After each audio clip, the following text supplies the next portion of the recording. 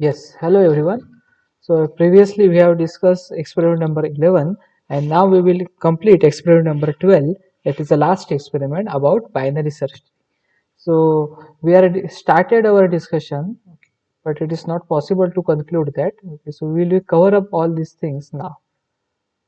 So I will remove unwanted part. Okay, so this is a node we have created. तो हमने क्या किया, एक नोड बनाया है जिसके अंदर हमने डेटा रखा है जो आईएनटी डेटा टाइप का है, और उसके बाद हमने दो लिंक्स रखे हैं, लेफ्ट पार्ट के लिए और राइट पार्ट के लिए। तो लिंक चाहिए मतलब क्या है, हम पॉइंट कर रहे हैं ना, तो पॉइंटर चाहिए, तो लेफ्ट पॉइंटर रखा है हमने और राइट पॉइंटर रखा है। ओके, इस तरीके से। और लेफ्ट पॉइंटर के लिए जो उसका डेटा टाइप है वो क्या है, स्ट्रक्ट नोड ही है, तो सेल्फ रेफरेंशियल पॉइंटर है। कि वो क्या करेगा, यदि रूट हमारा इनिशियली बाइनरी सर्च ट्री में क्या होगा, एक नोड होगा जो रूट बनेगा, और रूट का जो लेफ्ट पार्ट होगा उसमें भी एक नोड रहेगा, रूट के भी राइट पार्ट में नोड रहेगा। ठीक है, तो हम क्या कर रहे हैं, नोड को ही पॉइंट कर रहे हैं, इसके लिए हमने क्या किया, उसका डेटा टाइप स्ट्रक्ट नोड ही दे दिया। यदि हम इंटीजर को पॉइंट करते, मैं फिर से रिपीट करता हूँ, इंटीजर वैल्यू को पॉइंट करते तो इंटीजर डेटा टाइप देते उसका, फ्लोट को करते तो फ्लोट डेटा टाइप देते। लेकिन अब हम क्या करने वाले हैं, कोई भी एक नोड से दूसरे नोड को ही पॉइंट करने वाले हैं, इसलिए हमने उसका डेटा टाइप स्ट्रक्ट नोड रखा है, जो आपको इस स्क्रीन के ऊपर मैंने हाईलाइट करके यहाँ पर दिखा रहा हूँ। Okay, so this is a data type. कि लेफ्ट पार्ट के लिए हम लेफ्ट साइड में जाएंगे तो उसके लिए एक पॉइंटर लगेगा, राइट पार्ट में जाएंगे तो राइट के लिए भी एक पॉइंटर लगेगा। तो ये क्या है कि हमारा जो अब ये नोड बना है जिसमें क्या है, एक डेटा एलिमेंट है और दो हमारे पॉइंटर है। तो ये एक तरीके से एक डबली लिंक लिस्ट है, जिसमें हम बैकवर्ड डायरेक्शन में जा सकते हैं, बैकवर्ड मतलब लेफ्ट डायरेक्शन में जा सकते हैं, और हम फॉरवर्ड डायरेक्शन में जा सकते हैं, मतलब राइट डायरेक्शन में भी जा सकते हैं। ठीक है, तो एक तरीके से डबली लिंक लिस्ट का भी इंप्लीमेंटेशन है बाइनरी सर्च ट्री के अंदर। ठीक है, इसके बाद हमने कुछ डिक्लेरेशंस की है। ये सारे जो डिक्लेरेशंस है मैंने लास्ट सेशन में बताया था, जो जिन्होंने अटेंड किया है उन्हें पता है, जिन्होंने अटेंड नहीं किया है उनके लिए रिकॉर्डिंग भी अवेलेबल है। Okay, so they can watch the recording. तो उसमें भी मैंने बताया था, एक्चुअली ये बताने की जरूरत भी नहीं है क्योंकि आपने सी प्रोग्रामिंग पहले से पढ़ा है। तो जो मैंने हाईलाइट करके रखा है ये क्या है, हमारे फंक्शन डिक्लेरेशंस। तो कौन कौन से फंक्शन लगने वाले हैं या कौन कौन से फंक्शन हम यूज करने वाले हैं, उसके बारे में हमने केवल बता के रखा है। ओके, डिक्लेयर करके रखा है। तो उस समय मैंने एक एग्जांपल दिया था, कोई नया एम्प्लॉय आपके ऑर्गेनाइजेशन में ज्वाइन किया है किसी ने, तो आप क्या बताते हो, उसका नाम क्या है, उसका डेट ऑफ ज्वाइनिंग क्या है, उसका एम्प्लॉय आईडी क्या रहेगा। सो आप उसके बारे में उसके बारे में डिस्क्राइब करते हो, that is called as a declaration. और डेफिनेशन क्या होती है कोई भी एम्प्लॉय की, वो एम्प्लॉय एक्चुअली कौन से प्रोजेक्ट पे काम कर रहा है, उसका रोल क्या है। ओके, वो दिन भर में क्या क्या फंक्शनलिटीज परफॉर्म करेगा, ये सारी चीजें मतलब उस एम्प्लॉय की वो डेफिनेशन रहती है। सिमिलरली फंक्शन में भी होता है, सी के फंक्शन में भी इस तरीके से काम होता है। डिक्लेरेशन में क्या होता है कि फंक्शन का नाम क्या है, फंक्शन का रिटर्न टाइप क्या है, फंक्शन को कौन से पैरामीटर्स लगेंगे, ये सब हम चीजें बताते हैं। और फंक्शन के डेफिनेशन में हम वो फंक्शन किस तरीके से काम करेगा, ऑपरेशन क्या परफॉर्म करेगा, ये बताएंगे। ठीक है, तो डिक्लेरेशन अलग होता है फंक्शन का और डेफिनेशन अलग होती है फंक्शन की। Okay, this part is clear to you in semester 2 only. ठीक है, यदि क्लियर नहीं है तो मैंने और एक बार इस आपको क्लियर किया है। तो हमने पहला जो फंक्शन लिखा है वो क्या है, क्रिएट फंक्शन है। ठीक है, जिसके लिए हमें दो पैरामीटर्स चाहिए। हमारा जो फर्स्ट पैरामीटर है वो क्या है, एक नोड रहेगा। कि क्रिएट करते समय हम नया नोड बनाएंगे ना, तो नोड रहेगा। ठीक है, तो अब देखो, अब इंपॉर्टेंट पार्ट क्या है कि आपके बाइनरी सर्च ट्री में रूट नोड तो प्रेजेंट है, मान लो एक एग्जांपल दे रहा हूं आपको, रूट नोड तो प्रेजेंट है, लेकिन आपको रूट के लेफ्ट में कोई नए नोड को इंसर्ट करना है। तो आपको क्या लगेगा, रूट तो लगेगा। ओके, जब आपको रूट मिलेगा तभी आप उसके लेफ्ट में जा पाओगे।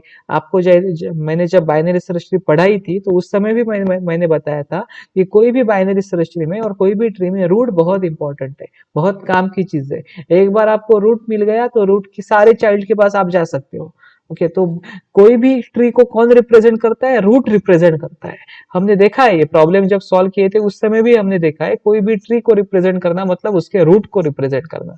तो हमें यदि ट्री के अंदर कोई मॉडिफिकेशंस करनी है, उसमें कुछ इंसर्शन करना है, नए एलिमेंट्स को लाने हैं, ओके, तो हमें क्या लगता है, रूट तो लगता ही लगता है। इसके लिए क्रिएट के लिए जो फर्स्ट पैरामीटर है वो एक नोड है, नोड कौन सा होगा, रूट होगा। ओके, और जो सेकंड पैरामीटर है वो क्या है, एक वैल्यू है। वैल्यू मतलब क्या, यदि रूट के लेफ्ट में यदि आपको कोई वैल्यू इंसर्ट करनी है तो वो वैल्यू क्या आएगी, सेकंड पैरामीटर में आ जाएगी। रूट के राइट में भी वैल्यू इंसर्ट करनी है, वो भी वैल्यू सेकंड पैरामीटर में आ जाएगी। ठीक है, तो कोई भी ट्री के लिए इंपॉर्टेंट पार्ट क्या है, रूट है। ठीक है, तो यदि आपके बाइनरी सर्च ट्री में यदि 3 नोड्स है इनिशियली, तो पहले तो रूट है, रूट नोड है ए आपका, बाद में लेफ्ट चाइल्ड है बी, और बाद में राइट चाइल्ड है सी। और अब आपको और एक नया नया नोड लेके आना है, लेकिन कहाँ लेके आना है, कि सी के लेफ्ट में लेके आना है। तो पहले तो आपको ए लगेगा, रूट नोड लगेगा।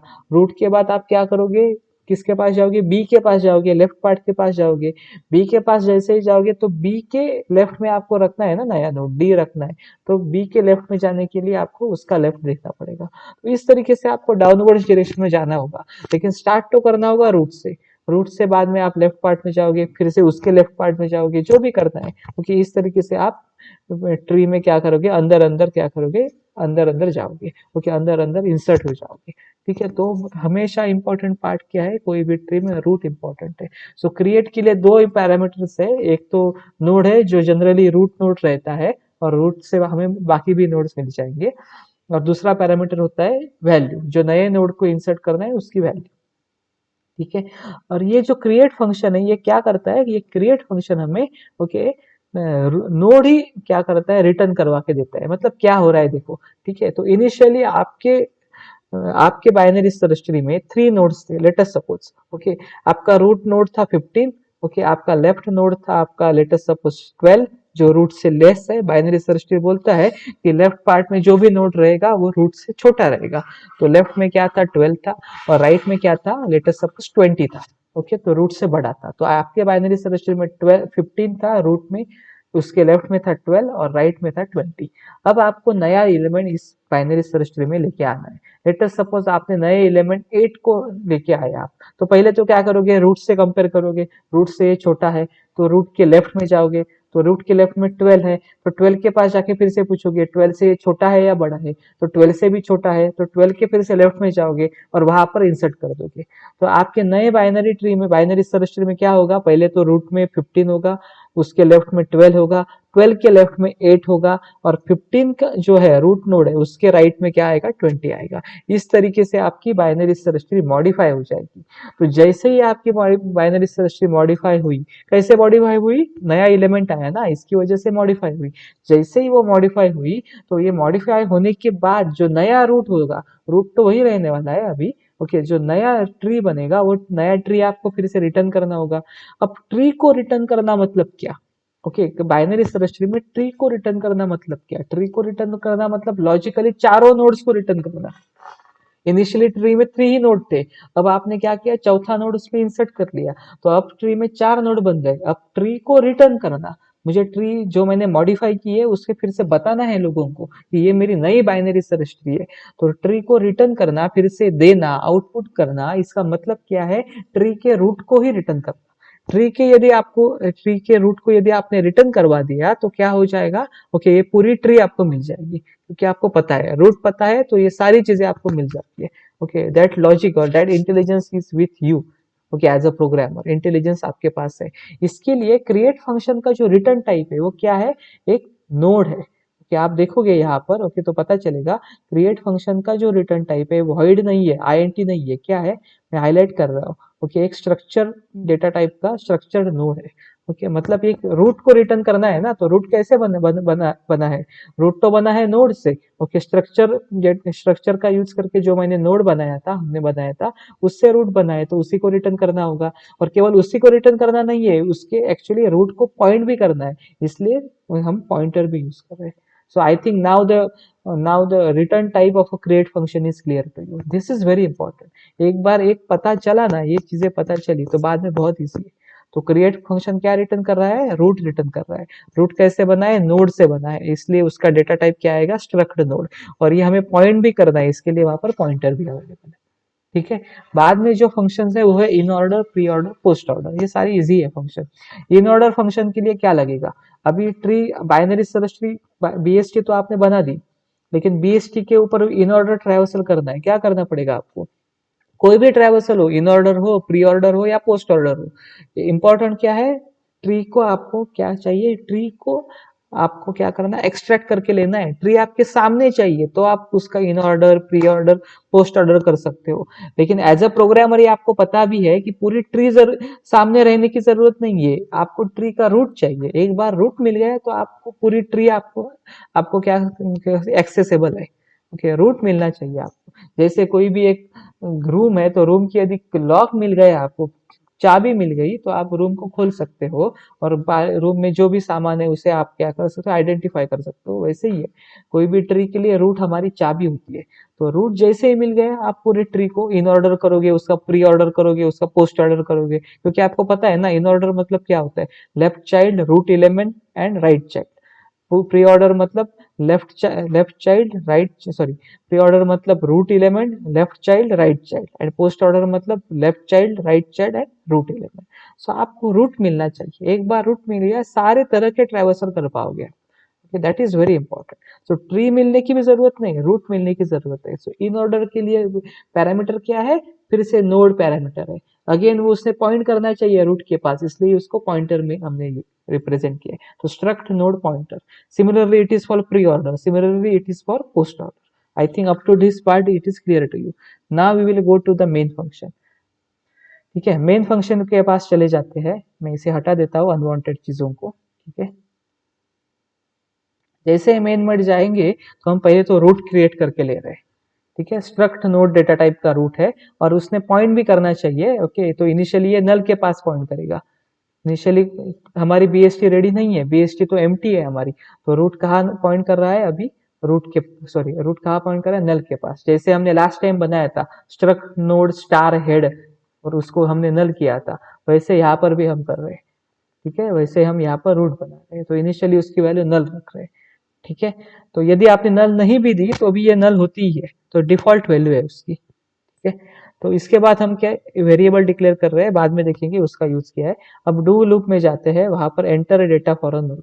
अब तो हमें बीएसटी को बनाना है, तो one by one, step by step हम बीएसटी को बनाएंगे। तो पहले तो हम रूट के लिए और हर एक नोड के लिए हम डेटा लेंगे। पहले रूट के लिए लेंगे, बाद में लेफ्ट चाइल्ड के लिए, बाद में राइट चाइल्ड, जो भी है उसके हिसाब से हम डेटा लेते जाएंगे। डेटा एंटर करने के लिए हमने एक फंक्शनलिटी दी है, प्रिंटफ दिया, बाद में स्कैनफ से डेटा एंटर करवा के लिया एन वेरिएबल में। और इसके बाद क्या किया ये देखो, यहाँ पर हमने क्रिएट फंक्शन को कॉल किया। क्रिएट फंक्शन को जब भी हमने कॉल किया तो दो पैरामीटर्स पास किए, क्योंकि आपको पता है क्रिएट जब आपने डिक्लेयर किया था तो उस समय दो पैरामीटर्स थे। पहला पैरामीटर क्या था, रूट था। ओके, दूसरा पैरामीटर था नई वैल्यू, नया नोड जो भी आपको इंसर्ट करना है उसकी वैल्यू। ठीक है, तो क्रिएट फंक्शन के लिए फर्स्ट पैरामीटर रूट आएगा। आप बोलोगे सर रूट तो अभी नल है, रहने दो ना, रूट नल है तो हम रूट बनाएंगे। अभी नल है तो पहला नोड बनाएंगे। ओके, रूट नल नहीं है, ऑलरेडी बीएसटी के अंदर 3 नोड्स है, जैसे मैंने अभी अभी एक कंडीशन बताई थी। 15 है हमारा रूट नोड, 12 है हमारा लेफ्ट चाइल्ड और 20 है हमारा राइट चाइल्ड। तो पहले से बीएसटी रेडी है, तो हम क्या करेंगे, जब 8 को इंसर्ट करेंगे तो हम क्या करेंगे, प्रॉपर लोकेशन पर लेके जाएंगे उसे। तो यदि रूट तैयार नहीं है तो उसे रूट को तैयार करेंगे डेटा देके। रूट यदि तैयार है, पहले से ट्री तैयार है, तो हम जो भी रूट है उसका यूज करके करेक्ट लोकेशन पर नए डेटा को इंसर्ट करेंगे या नए नोड को हम इंसर्ट करेंगे। दोनों चीजें करेंगे हम क्रिएट फंक्शन में। ओके, रूट नहीं है तो भी काम करेंगे, रूट है तो भी काम करेंगे। ठीक है, और ये होने के बाद यदि हमारे पास पहले से रूट प्रेजेंट नहीं था तो नया रूट बनेगा।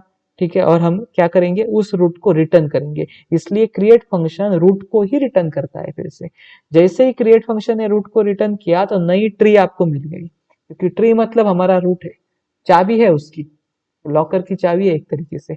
यदि पहले से ट्री प्रेजेंट था, जैसे मैंने बताया था 15 था, बाद रूट 12 था हमारा लेफ्ट चाइल्ड और 20 था हमारा राइट चाइल्ड, और बाद में हमने नया नोड लेके आए जिसका डेटा था 8। तो 8 को हमने क्या किया, 15 से नीचे, 12 से नीचे, तो हमने 8 को 12 के लेफ्ट में रख दिया। फिर से ट्री बन गई हमारी, थोड़ी मॉडिफाई हो गई ना। तो हम जैसे ही मॉडिफाई हो गई तो हमने क्या किया, फिर से रूट को क्या किया, क्रिएट होने के बाद फिर से रिटर्न कर दिया। जैसे रूट को रिटर्न कर दिया तो यहाँ पर रूट की वैल्यू क्या आएगी, पहले फिर से 15 आएगी। 15 मिल जाएगी तो आपको सारे नोड्स को एक्सेसिबल है। इसलिए क्रिएट फंक्शन क्या रिटर्न करता है, रूट को ही रिटर्न करता है। ऊपर भी हमने ये डिस्कस किया था। ठीक है, बाद में क्या करते हैं कि हम अब पहले क्रिएट के पास चले जाते हैं। तो this is our create function. Okay, ऊपर हमने डिक्लेरेशन किया था, यहाँ पर हमने डेफिनेशन लिखी।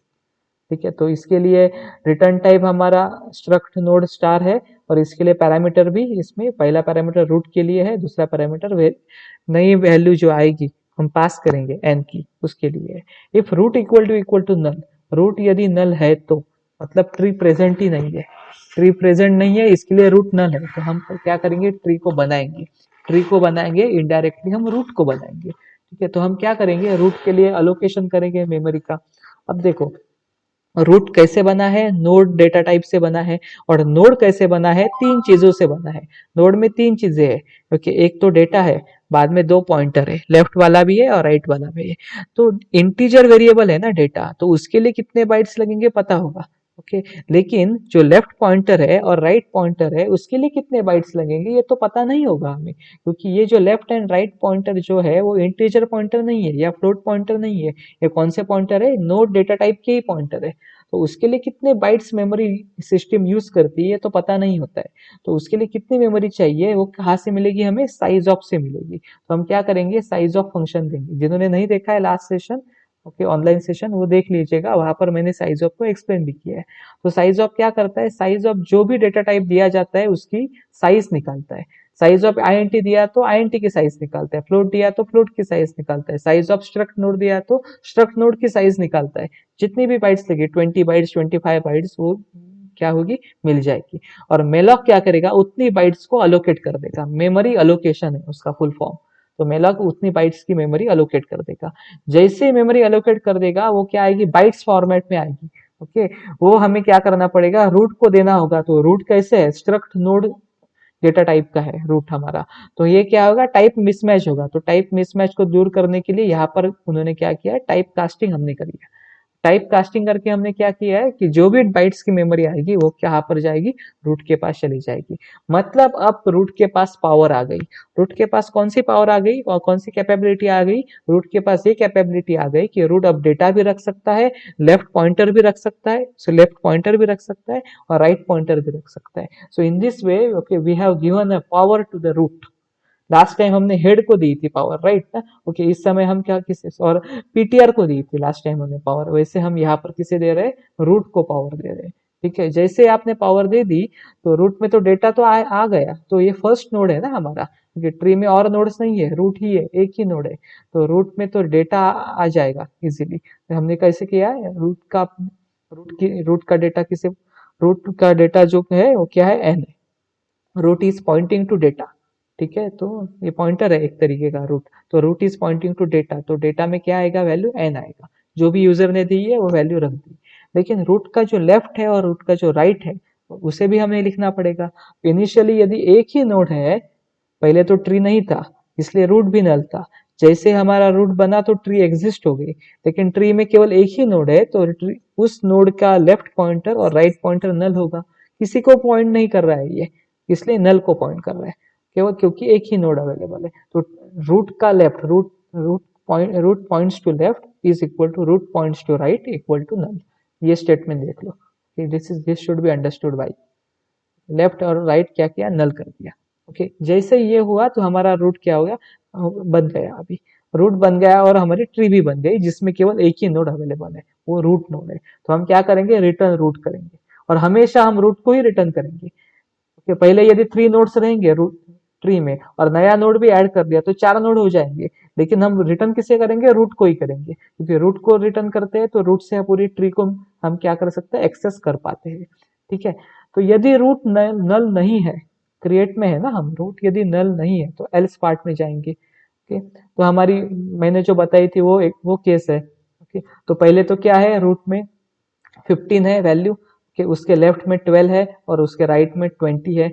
ठीक है, अब हमें क्या करना है, नई वैल्यू को लेके आना है, नई वैल्यू है 8, 8 मतलब n की वैल्यू क्या है, 8 है। तो हम एल्स पार्ट में आके देख रहे हैं, रूट तो नल नहीं है, ट्री तो प्रेजेंट है, अब ट्री जो प्रेजेंट है उसे हमें केवल मॉडिफाई करना है, 8 वैल्यू को उस ट्री में इंसर्ट करवाना है।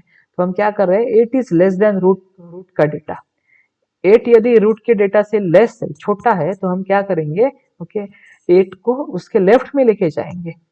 ठीक है, तो हम क्या कर रहे हैं, देखो हम क्रिएट फंक्शन को फिर से कॉल कर रहे हैं, तो ये रिकर्सिव कॉल है, क्रिएट के अंदर ही क्रिएट को कॉल कर रहे हैं। और क्या कर रहे हैं, उस क्रिएट को कॉल करके क्रिएट को हम क्या कर रहे हैं, वैल्यू हम पैरामीटर पास कर रहे हैं। और क्या पैरामीटर पास कर रहे हैं कि करंटली रूट क्या है हमारा 15 है, 15 का जो लेफ्ट है, 15 का लेफ्ट हम पास कर रहे हैं क्रिएट को, वो क्या है 12 है। और सेकंड पैरामीटर क्या है, एन है, एन क्या आएगा 8 आएगा। सो 12,8 हमने पास कर लिया। ठीक है, जैसे ही हमने ये पास कर लिया 12,8, तो क्रिएट क्या करेगा, फिर से सॉरी हम क्या करेंगे, क्रिएट को फिर से कॉल करेंगे। ओके, जैसे ही क्रिएट को कॉल किया तो नया रूट क्या बना, अब 12 बना। इनिशियली 15 था, तो हम 15 से कहां पर आ गए, 12 के पास आ गए। ओके, हमने 12 को पूरी तरह से मॉडिफाई नहीं किया, हमने क्या किया, फॉर टेम्पररी हम क्या कहे, ओके क्या हम टेम्पररी हमने रूट कहां पर शिफ्ट करवा के गए हैं, 12 के पास। क्यों, 15 से ये वैल्यू लेस है ना, 8 15 से लेस है, तो 12 के पास गए। तो अब रूट क्या बना, 12 बना, और हमारा एन क्या बना, 8 ही है हमारा, तो हम मॉडिफाई नहीं कर रहे।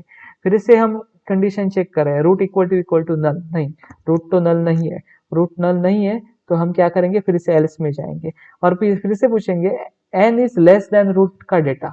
ओके, मतलब 8 इज लेस देन रूट का डेटा, रूट का डेटा क्या है 12, yes n is less than root का डेटा यदि है, तो फिर से हम क्या करेंगे, क्रिएट को कॉल करेंगे और क्या करेंगे, फिर से पैरामीटर पास करेंगे। उस पैरामीटर में क्या आएगा कि रूट का लेफ्ट, रूट का लेफ्ट क्या है, नल है, अभी रूट का लेफ्ट नल है क्योंकि रूट 12 पर आया था हमारा, रूट का लेफ्ट क्या होगा, नल होगा। इनिशियली इनिशियली हमारे पीएसके में केवल 3 नोड्स है, तो 12 के बाद तो नल है ना, तो नल रिटर्न करेगा। ओके, नल कॉमा 8, 8 तो नई वैल्यू है, नल कॉमा 8। जैसे ही नल कॉमा 8 उसने कॉल किया तो हम फिर से क्रिएट के पास आएंगे, रिकर्सिव कॉल है, तो यहाँ पर रूट क्या बना, नल बना, और एन की वैल्यू क्या है, वही है 8 है। और हम क्या करेंगे, अब इफ के पास आएंगे, root equal to null, yes अब नया रूट जो है वो नल है। जैसे रूट नल मिला हमें, इसका मतलब क्या है, अब ये हमें इफ लूप में जाने की जरूरत है। हम फिर से रूट को मेमोरी एलोकेट करेंगे, रूट का लेफ्ट और रूट का राइट नल बनाएंगे, और रूट के डेटा को हम क्या करेंगे, इनिशियली रूट टू नल था ना अभी हमारे केस में, रूट के डेटा को क्या करेंगे हम, रूट के डेटा को 8 देंगे। तो अब हमारा 15 था इनिशियली, उसके बाद 12 के पास आए, उसके बाद नल के पास आए, नल को मॉडिफाई करके हमने वहां पर 8 वैल्यू को इंसर्ट कर लिया। ओके, जैसे इंसर्ट कर लिया, अब नया रूट क्या बना, 8 बना। नए रूट को हम क्या कर रहे हैं, रिटर्न कर रहे हैं यहाँ से। जैसे ही हम नए रूट को रिटर्न करेंगे, अभी अभी तो नया रूट 8 बना है ना, वो रिटर्न किया हुआ रूट यहाँ पर आ जाएगा, प्रीवियस कॉल के पास आएगा। ओके, तो रिटर्न किया हुआ रूट यहाँ पर आया। ओके, रूट का लेफ्ट में आ गया, तो रूट का लेफ्ट क्या है, 8 है। और ये रूट का लेफ्ट कब हमने कॉल किया था, 12 के समय। ओके, तो उसे पता चला कि 12 के लेफ्ट में 8 वैल्यू है। ठीक है, उसे हम फिर से हम ऊपर वाले फंक्शन कॉल किया, 2 बार हमने फंक्शन कॉल किया है। ओरिजिनल क्रिएट से हमने 2 बार, ओरिजिनल क्रिएट जो था उसमें 15,8 था, उससे हम कहां पर गए, ओरिजिनल क्रिएट के अंदर 15,8 था, वहां से हम कहां पर गए, क्योंकि क्रिएट के पास गए जिसमें 12,8 था। उसके बाद हम कहां पर गए, क्रिएट के पास गए जिसमें इसके अंदर क्या था, नल कॉमा 8 था। तो नल कॉमा 8 ने क्या रिटर्न किया, 8 को रिटर्न किया, मतलब 12 के लेफ्ट में 8 आ गया।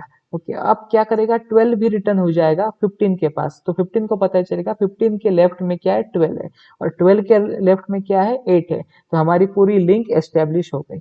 इस तरीके से रिकर्सिव कॉल को करते हैं। मैं एक बार फिर से रिपीट करता हूँ, यही इंपॉर्टेंट और इंटेलिजेंट चीज है। इनिशियली तो हमने क्रिएट को जब कॉल किया था तो 15,8 हमने यूज किया था।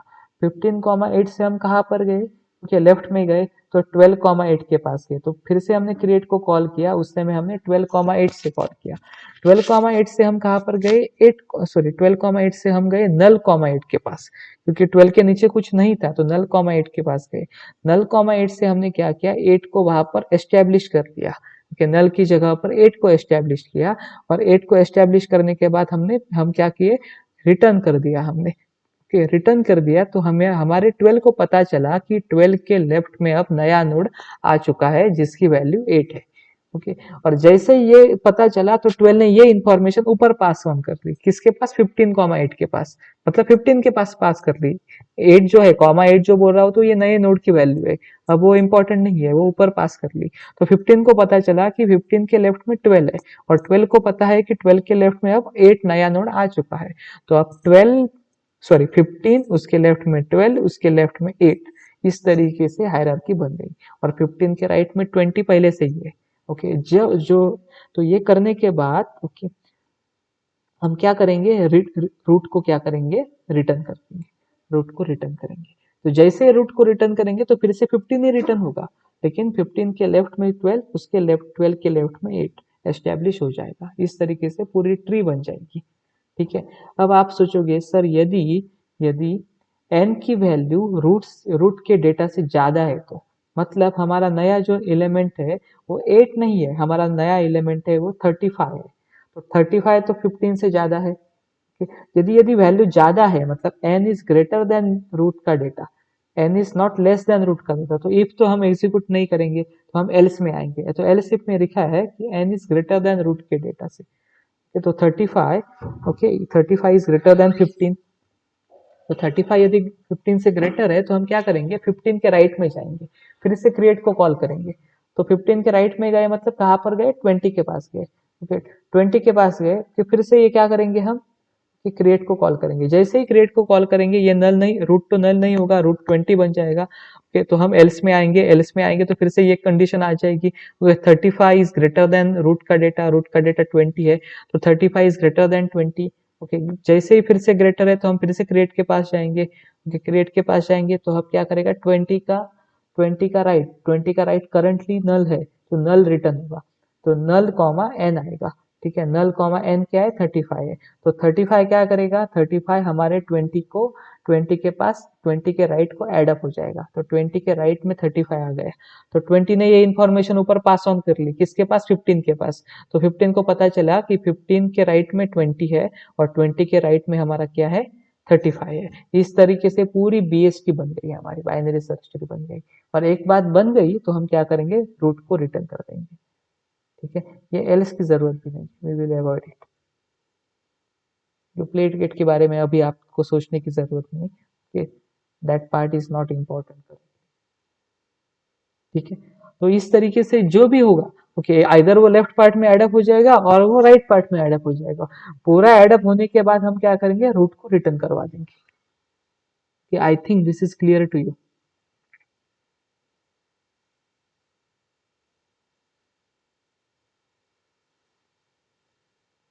ठीक है, तो इस तरीके से हमने क्रिएट फंक्शन को लिखा है। क्रिएट ही बहुत इंपॉर्टेंट है, बाकी सारी चीजें बहुत ईजी। ठीक है, जैसे क्रिएट करते हैं हम ओके जो भी चीजें होती है लेफ्ट में ऐड होती है, राइट में ऐड होती है, होने के बाद फिर से रूट को रिटर्न किया जाता है और रिटर्न को रूट करके हम यहाँ पर रख देते हैं। ओके, तो अब ये क्वेश्चन पूछ रहे कि do you want to insert more elements. तो एक बार आपने इंसर्ट कर लिया आपके बीएसटी में, और यदि इंसर्ट करना चाहते हो तो हम क्या करेंगे, ओके यहाँ पर सी एच के अंदर ले लेंगे। इसलिए सी एच को डिक्लेयर किया है कैसे, कैरेक्टर से। लास्ट टाइम हमने देखा था कि सी एच को मैंने इंटीजर लिया था, 1 for yes 2 for no, otherwise आप कैरेक्टर भी ले सकते हो। ठीक है, तो सी एच में आइदर वाई होगा, कैपिटल वाई और स्मॉल वाई। तो हमने डू वाइल लूप को यहाँ पर कंप्लीट करके वाइल की कंडीशन दे दी, C H equal to small Y, lower case Y, और C H is equal to capital Y, upper case Y. इसमें से कोई भी होगा, इसका मतलब आपको कंटिन्यू करना है, नए और एलिमेंट्स को इंसर्ट करना है। यदि नहीं है एन, यदि आपने इंसर्ट कर लिया तो आप क्या करोगे, बाहर निकल जाओगे, आपका बीएसटी बना है। अब बीएसटी बनने के बाद आपको उसका ट्रैवर्सल करना होता है, आइदर इन ऑर्डर और प्री ऑर्डर और पोस्ट ऑर्डर।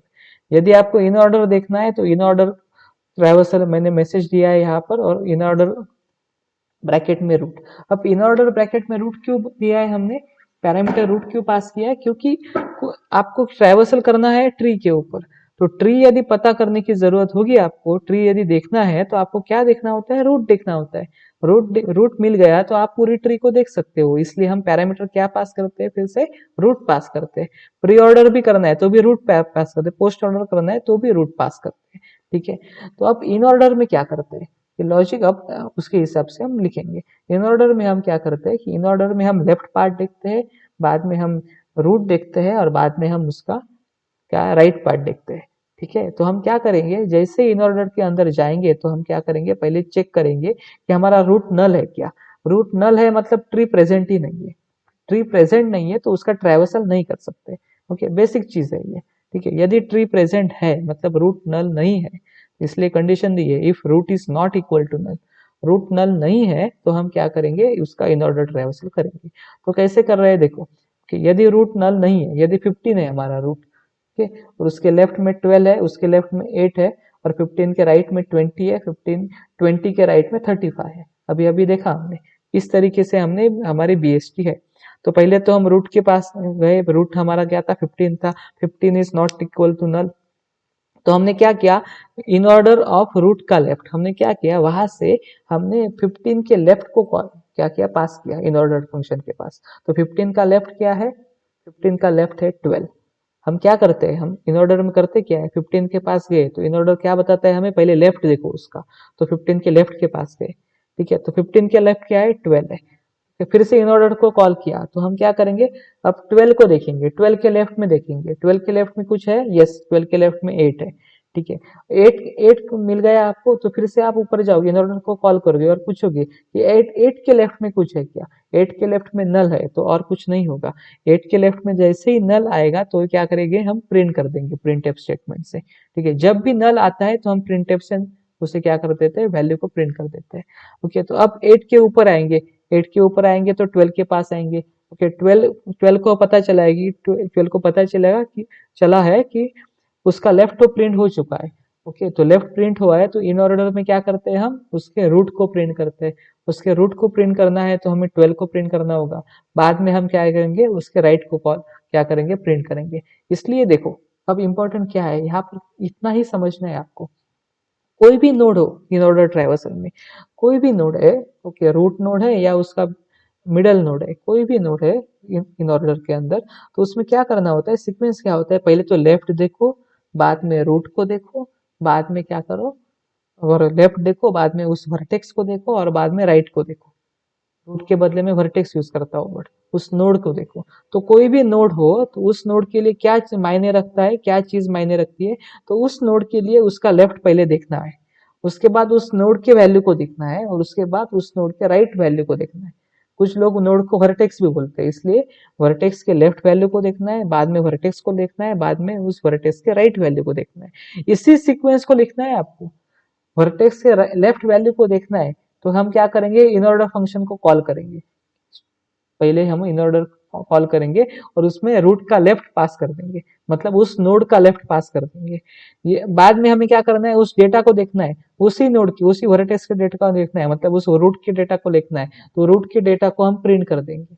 उसके बाद हमें क्या करना है, यहाँ पर हम रूट के डेटा को प्रिंट कर देंगे सेकंड स्टेप में, ठीक है। उसके बाद क्या करना है, उस रूट के और उस नोड के और या वर्टेक्स के राइट पार्ट को देखना है, इसलिए हम क्या करेंगे, इन ऑर्डर रूट के राइट को पास कर देंगे। ये इन ऑर्डर ट्राइवर्सल में करते हैं। यदि प्री ऑर्डर करना होगा तो क्या करना पड़ेगा हमें, पहले लेफ्ट पार्ट को, सॉरी, प्री ऑर्डर ट्राइवर्सल में पहले हमें रूट के डेटा को देखना होगा, बाद में लेफ्ट पार्ट को देखना होगा, बाद में राइट पार्ट को देखना होगा। तो प्रिंटफ स्टेटमेंट ऊपर आएगा, बाद में pre order of root of left, और बाद में pre order of root of right. Okay, this is a pre order. तो प्रिंटफ ऊपर आया।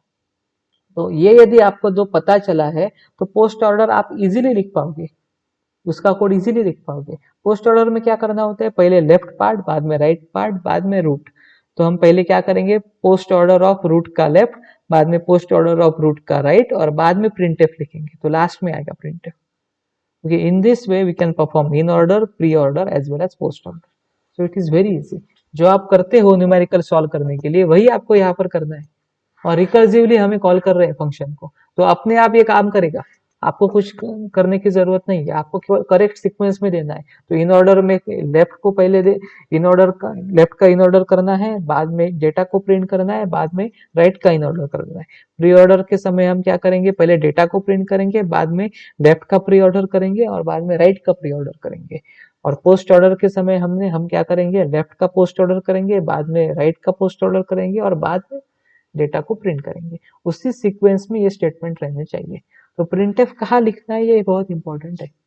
इन ऑर्डर में मिडल में आएगा, ओके, आता ही है ना ये मिडल में। ओके, क्योंकि हम क्या करते हैं, लेफ्ट के बाद वर्टेक्स को प्रिंट कर देते हैं, ठीक है। तो हम इन ऑर्डर में मिडल में आता है, प्री ऑर्डर में क्या होता है, हमारा प्रिंटफ स्टार्टिंग में आता है, और पोस्ट ऑर्डर हमारा प्रिंटफ लास्ट में आता है। Okay, you should know that sequence. So we will compile this and we will see the output. enter a data for a node, let us suppose 21. ठीक है, do you want to insert, मैं y करता हूँ तो yes, okay, enter data for a node again, next node मेरा जो है वो 11 है, तो 11 क्या कहाँ आएगा, 21 के लेफ्ट में आएगा। ठीक है, फिर से यस करता हूँ, अब मैं इंसर्ट कर रहा हूँ 45, तो 45 क्या आएगा, 21 के राइट में आएगा, क्योंकि 21 हमारा रूट बनेगा। तो यदि हम इसका इन ऑर्डर ट्रेवर्सल करेंगे, एन देता हूँ, इन ऑर्डर एन मतलब अभी और कुछ इंसर्ट नहीं करना है हमें, तो 21 हमारा रूट है, 11 हमारा लेफ्ट पार्ट है और 45 हमारा राइट पार्ट है। तो इसका इन ऑर्डर करेंगे तो इन ऑर्डर में क्या आएगा सीक्वेंस, 11 21 45। प्री ऑर्डर करेंगे तो 21 11 45, और पोस्ट ऑर्डर करेंगे तो 11 45 21। ये तो हम आपने बहुत बार प्रैक्टिस की है। Okay, you are getting the same output.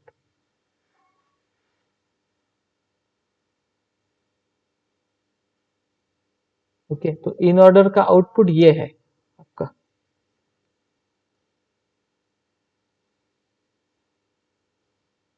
I will use this.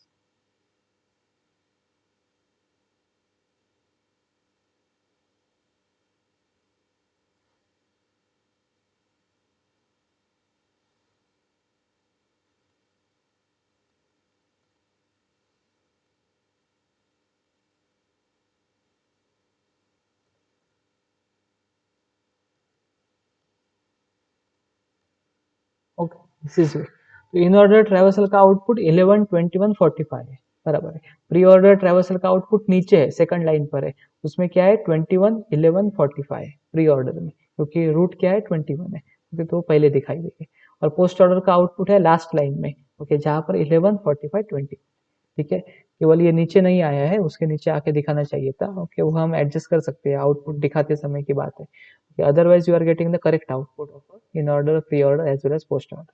okay, if you want then you can take a photo of this, okay, or you can note down this output।